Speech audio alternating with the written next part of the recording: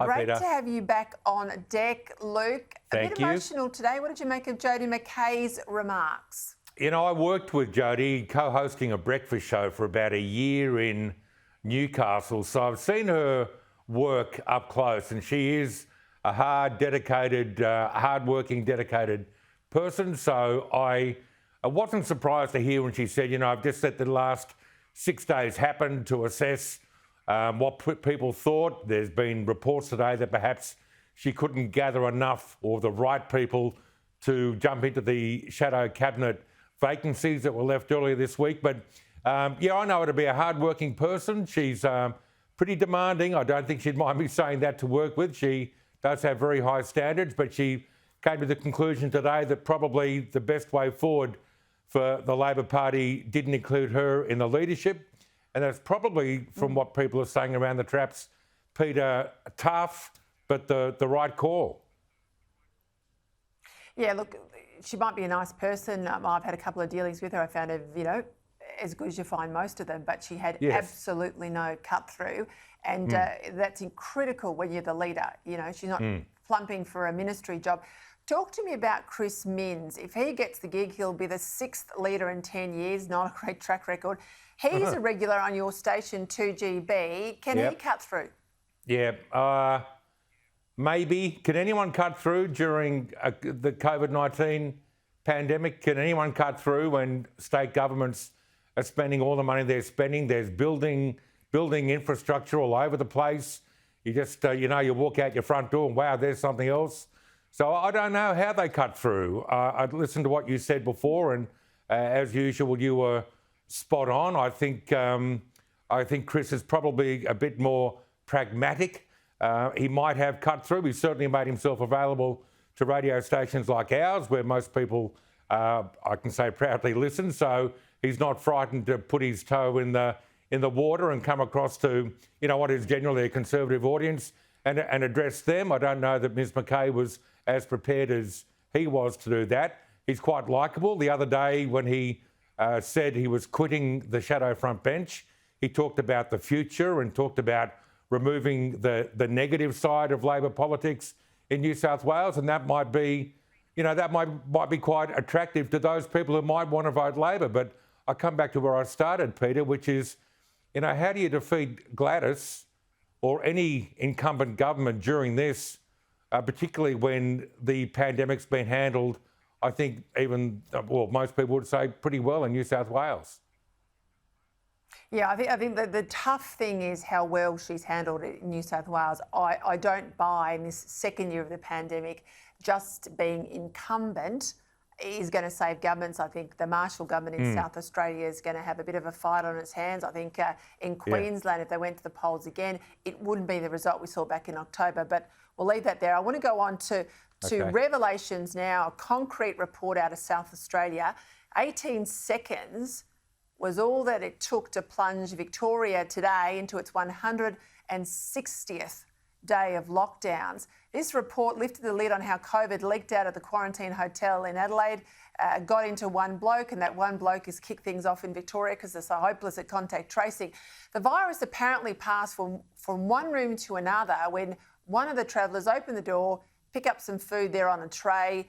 Matter of seconds, the other bloke over the road opened the door, and that's where the infection passed. Now, this tells you, doesn't it, Luke, how fast-moving this Indian variant is. Yes. QR codes flawed in Victoria, more problems with contact tracing, as I said. Let's just listen to the bloke in charge of the whole show today, and I'll come back to you. Okay. Other states had a uniform system in September last year. Why did it take us until May? Well, look, we opened it up at the end of last year and said we need to ensure there are good QR code systems in place. A number of businesses came forward and ran a different set of systems. We allowed that. We kept a close eye on it. As we started to see that the performance wasn't what we needed to be, we've now, you know, on the basis of the evidence that we've seen and really working closely with the business community, we've had to conclude that moving to one system was a more robust way of doing it. Absolutely, moving onto a single platform makes it even easier for people to comply. But I am concerned that we've got people who haven't registered in, and that's what we need to focus on now. This guy's a joke. We have been talking about flaws in the Victorian system here on Credlin and Rachel Baxendale, the Australian too, pretty much since about August, September last year when I was travelling interstate in the July break, that little bit we had between lockdowns, and could see how well it was working in New South Wales. When are any of these public servants, Luke, going to lose their jobs over this sort of incompetence? Well, interesting you say that. I was thinking about that press conference today, and it looked like the only members of the cast that were affected by the Coat inquiry was the bloke that fell down the stairs. The rest of them are there again. It's bizarre. You're right. I mean, the QR code thing in New South Wales has just been a thing now.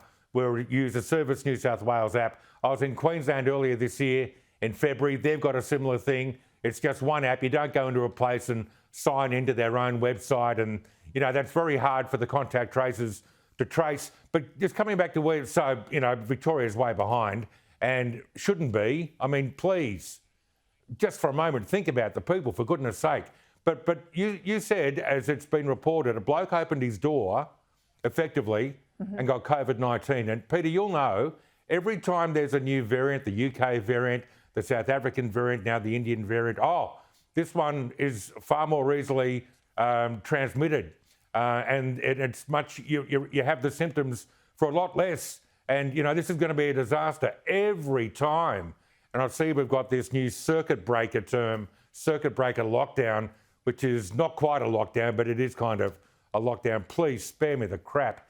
But why is it that every time there's a new variant, on high alert, this one's really bad? There are 14,000 close contacts with this outbreak in Victoria. If this is worse than all the rest of them, the numbers here are going to go out of control. Now, I don't know that, but I'm just surmising if we've got people telling us that this is even worse than the other one, and we've got 14,000 close contacts, whoa. And they don't get called out for that either, Peter. Let me just jump in and amplify that point, because right now, tonight in Melbourne and across Victoria, there are 14,000 people basically in home quarantine. If only a fraction of those, Luke, are confirmed as positive, then this is a big outbreak. Yeah, huge outbreak. And again, it's Victoria again. So we come back to where you started there. Why isn't there a QR code? I mean, I'm inclined to say, what the hell's the opposition doing down there? But the people of Victoria, and I talk to them on my program on the weekend, listeners on 3AW, they get a bit, don't be so hard. And I can understand that. But if you're not hard on these people, you get a fourth wave or a third wave or whatever it might be. So these are very important questions that need to be answered. I tell you what, this will not be the last lockdown in Victoria, right? This will not be. These guys are so incompetent on every level, Luke. They are. And the vaccination program that they're critical of is the same vaccination program in every other state. No one else is locked down like we are. Got to leave it there. Great to have you back. Hope you enjoyed your break. I'll listen to you over the weekend. Thank you, Luke. Take care. See you, Peter.